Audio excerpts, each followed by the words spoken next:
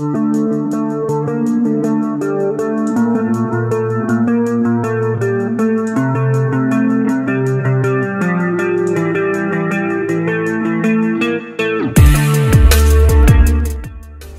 kesempatan kali ini saya ingin share maupun berbagi tips yang mungkin bisa bermanfaat untuk rekan-rekan semuanya yang kebetulan menggunakan berbagai jenis router ya.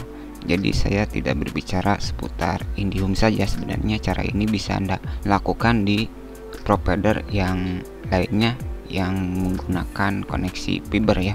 Yang dimana untuk metode yang saya uji yaitu dengan menggunakan ASNumber ya di seluruh Indonesia, tetapi mungkin di tiap wilayah saya ambilnya mungkin sekitar 0,01% saja ya untuk pengujiannya, karena kalau saya uji secara menyeluruh karena keterbatasan kemampuan komputer saya, pada pengujian ini saya mendapatkan total lebih dari 10.000 router yang dari 10.000 tersebut mungkin sekitar 40% baru saya bisa masuki ya, karena untuk metode pengujiannya berbeda-beda ya. Untuk pengujian ataupun metode pengujian lainnya tidak saya sertakan untuk sampel videonya ya. Di video saya hanya menjelaskan metode sampelnya saja.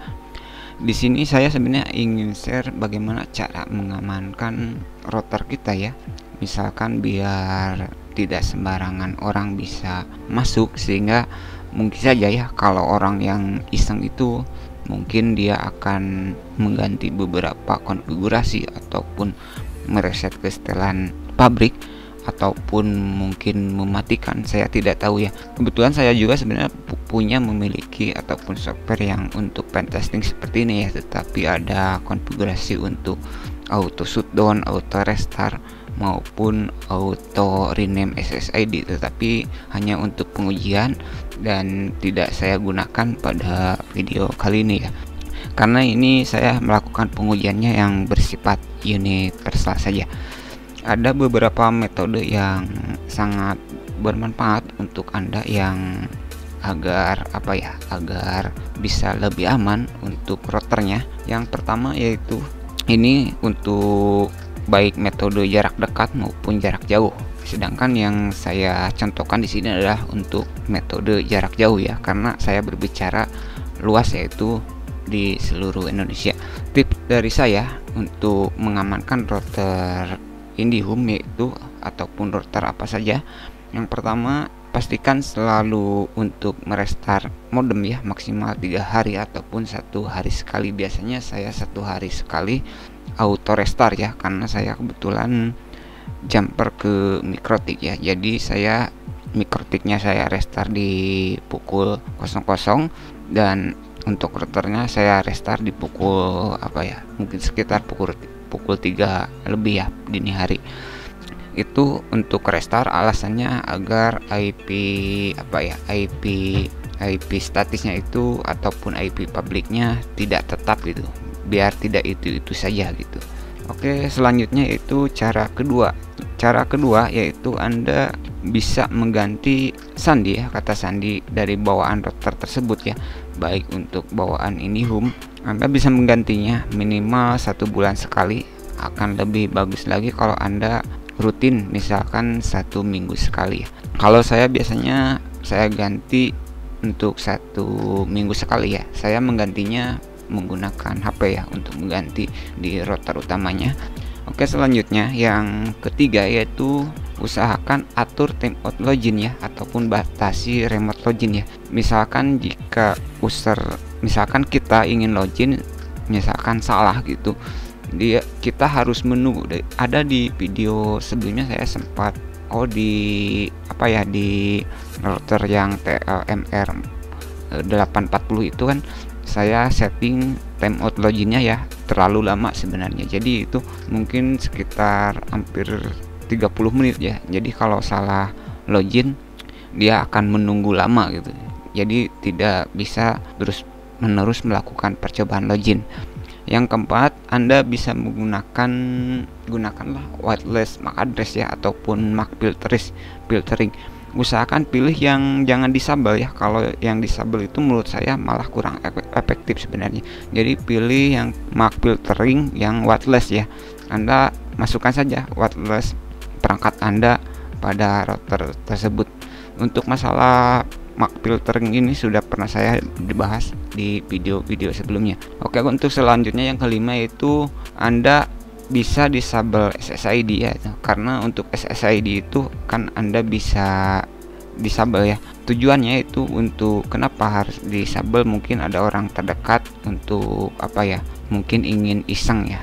Tetapi kebanyakan untuk ini sebenarnya tidak terlalu apa ya, tidak terlalu berbahaya sebenarnya untuk masalah SSID mau disable atau tidak. Kemudian selanjutnya Anda usahakan matikan fitur WPS ya, karena menurut saya ini malah untuk fitur WPS ini untuk saat ini masih agak berbahaya juga jika ada orang yang tahu itu melakukan atau mengacak PIN, karena untuk mendapatkan PIN itu ada algoritmanya untuk pemecahannya, yaitu mengambil data dari BSSID dari router tersebut. Selanjutnya yaitu Anda aktifkan untuk anti port second-nya ya. Jadi ini untuk meminimalisir untuk terlalu terbuka ya portnya, dan biar tidak mudah di-scan saja. Yang selanjutnya itu usahakan selalu upgrade firmware ya, ataupun istilahnya softwarenya ya. Jadi mungkin Anda tahulah istilah firmware ya, karena tujuannya yaitu biar ketika ada bug dari firmware yang sebelumnya itu bisa diperbaiki ya, mungkin kira-kira seperti itu. Kemudian selanjutnya pada nama SSID usahakan jangan menggunakan simbol ya. Kenapa kok tidak bisa menggunakan simbol, tidak boleh menggunakan simbol? Ini hanya sebagian ya, tidak harus selalu menggunakan apa ya, tidak harus selalu menggunakan simbol. Ini ada beberapa jenis router yang memang bisa saya lakukan remote path inclusion ya, bukan remote file, bukan yang RPI ya, ini beda. Kalau RPI kebanyakan rata-rata digunakan untuk website ya. Ini istilah saya itu di remote path ya. Jadi kita bisa melakukan remote path inclusion lewat path ya. Jadi path URL. Mungkin Anda tahu lah istilahnya, misalkan seperti google.com/ ada nama lagi misalkan index.php, itu kan pathnya gitu, path URL-nya kira-kira seperti itu ya. Jadi di router juga sebenarnya ada remote path-nya ya sebenarnya begitu. Oke, jadi pada dasarnya itulah beberapa poin yang saya anjurkan yang mungkin bisa bermanfaat untuk Anda agar router kita bisa aman gitu. Walaupun dari poin-poin tersebut sebenarnya kalau di remote-nya jarak jauh sebenarnya ada beberapa yang memang apa ya, tidak efektif ya. Contohnya walaupun fitur WPS dimatikan untuk remote jarak jauh itu, ini tidak ngaruh ya, kecuali kalau jarak dekat ini pasti akan efektif. Kemudian contohnya ke apa ya, misalkan ke SSID ya, sebenarnya kalau remote jarak jauh itu tidak efektif ya.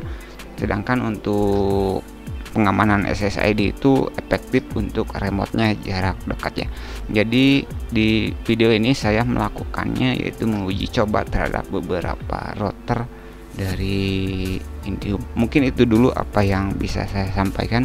Semoga bermanfaat. Jika ada yang ditanyakan silahkan coret-coret di bawah, dan terima kasih.